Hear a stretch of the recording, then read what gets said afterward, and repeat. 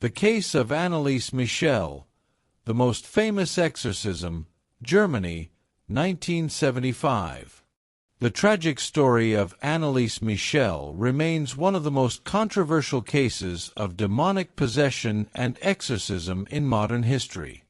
It has inspired numerous films, including The Exorcism of Emily Rose, 2005. Her case is both a terrifying tale of alleged possession and a debate about mental illness, religion, and medical ethics. Who was Anneliese Michel? Anneliese Michel was born on September 21, 1952, in Liebelfing, Germany. Raised in a strict Catholic family, she was deeply religious from an early age. As a teenager, she suffered from epilepsy and was diagnosed with temporal lobe epilepsy. She also struggled with depression and hallucinations. Despite her medical treatments, her condition worsened over time, and she began hearing voices and seeing demonic faces. By the age of 20, Anneliese and her family became convinced that her afflictions were not medical but supernatural.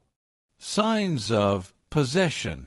Anneliese began exhibiting disturbing behavior, which her family believed was caused by demonic possession.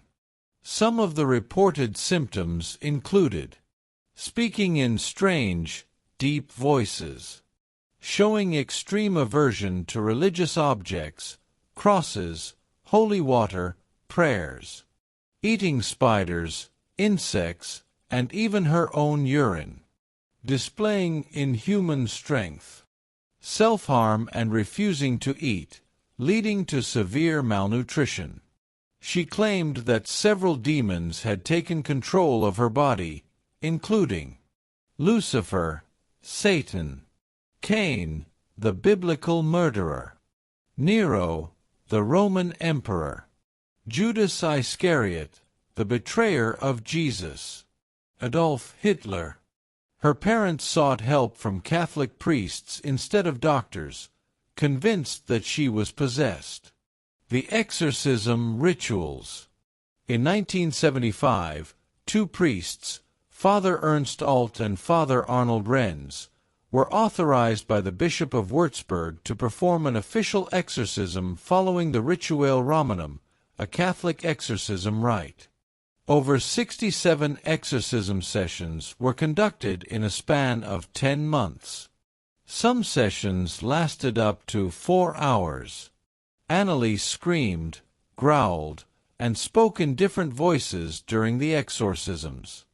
Audio recordings captured her terrifying, deep, growling voice.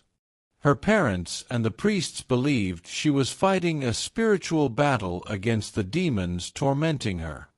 Her death, June 30, 1976. Anneliese died at the age of 23, on June 30, 1976. The official cause of death was malnutrition and dehydration. She had lost over 30 kilograms, 66 pounds. She had bruises and wounds all over her body. Her knees were completely destroyed from excessive kneeling during the rituals. In her last recorded words, she said, "Beg for absolution." The trial, a controversial verdict. After her death, German authorities launched a criminal investigation, leading to a highly publicized trial in 1978. Her parents and the two priests were charged with negligent homicide. The prosecution argued that Anneliese needed medical help, not exorcisms. The defense claimed she had freely chosen to endure exorcisms and had rejected medical treatment. The verdict.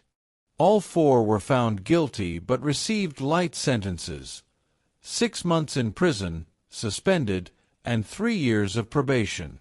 The Church distanced itself from the case, stating that exorcisms should not replace medical treatment. The aftermath. Was she really possessed? The case remains one of the most divisive exorcism stories in history. Experts and believers have debated scientific explanations.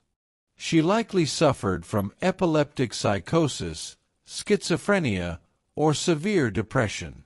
Religious obsession and extreme guilt may have contributed to her condition.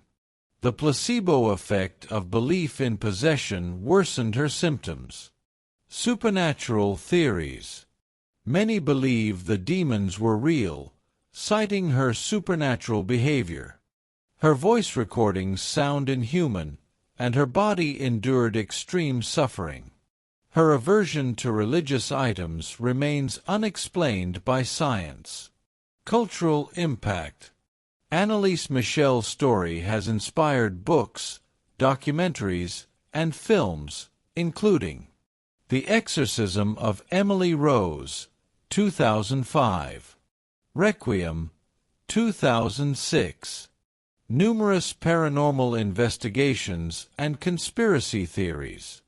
Her grave in Klingenberg, Germany, remains a pilgrimage site for people who believe she was a martyr in a spiritual war against evil.